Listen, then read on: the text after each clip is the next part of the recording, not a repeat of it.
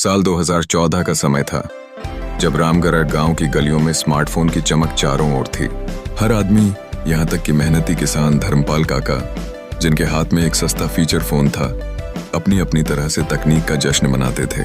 धर्मपाल काका का खेत गांव में सबसे बड़ा और उपजाऊ था। इस बार उनकी टमाटर और मिर्च की फसल बेमिसाल थी, जो एकदम एक्सपोर्ट क्वालिटी नजर आ रही थी।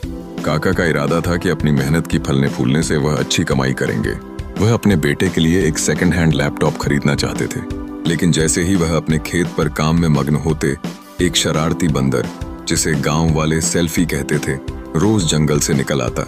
यह बंदर बहुत चालाक था और काका की टोकरी में रखे लाल लाल टमाटरों पर नजरें गड़ाए रहता। हर शाम जैसे ही काका थक कर घर लौटते, सेल्फी अपने हाथी दांत जैसे दांतों के साथ टमाटर के खेत पर धावा बोल देता और फसल को तहस नहस कर देता। ऐसा लगता जैसे जंगल में कोई एंग्री बर्ड्स का खेल चल रहा हो। धर्मपाल काका की चिंता बढ़ती जा रही थी। उन्होंने गांव के नए युवा सरपंच से भी मदद मांगी, जो एक नई सोच के साथ समस्याओं का समाधान करते थे। काका ने कहा, सरपंच जी, ये बंदर मेरी पूरी इकोनॉमी बर्बाद कर रहा है। तब सरपंच ने सुगम सुझाव दिया कि वह सोलर फेंसिंग लगवाएं या ऑडियो सिस्टम में तेंदुए की आवाज लगाएं। लेकिन ये सारे सुझाव काका के बजट से बाहर थे।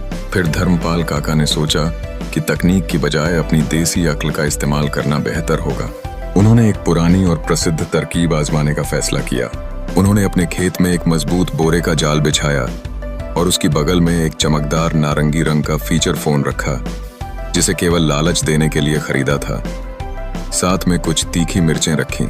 जैसे ही शाम हुई, वही शरारती बंदर आया। उसकी नजर सबसे पहले चमकदार फोन पर पड़ी। वह जल्दी जल्दी उस फोन के पास बढ़ा, लेकिन जैसे ही उसने फोन को छूने की कोशिश की, वह जाल में फंस गया। घबराया हुआ वह जाल को काटने की कोशिश कर रहा था, पर उसकी चबा गई तीखी मिर्चों ने उसे और परेशानी में डाल दिया। धर्मपाल काका ने झाड़ियों से बाहर आकर मुस्कुराते हुए कहा, क्यों सेल्फी, कैसी लगी मेरी देसी सिक्योरिटी? मेहनत की चीजों पर बुरी नजर डालना सही नहीं। इस पर सेल्फी ने शर्मिंदगी और दर्द में सिर झुकाया और कहा, काका, मुझे माफ कर दो। मैं वादा करता हूं, अब मैं आपके खेत की तरफ नहीं आऊंगा। लेकिन काका ने उसे जाल से बाहर निकाला और चेतावनी देकर जंगल में छोड़ दिया।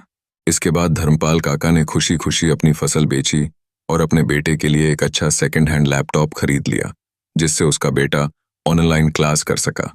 इस कहानी से हमें यह सीख मिलती है कि चाहे समय कोई भी हो, लालच और चोरी हमेशा बुरी होती है और साधारण मेहनत की अक्ल अक्सर बड़ी तकनीक से ज्यादा काम आती है।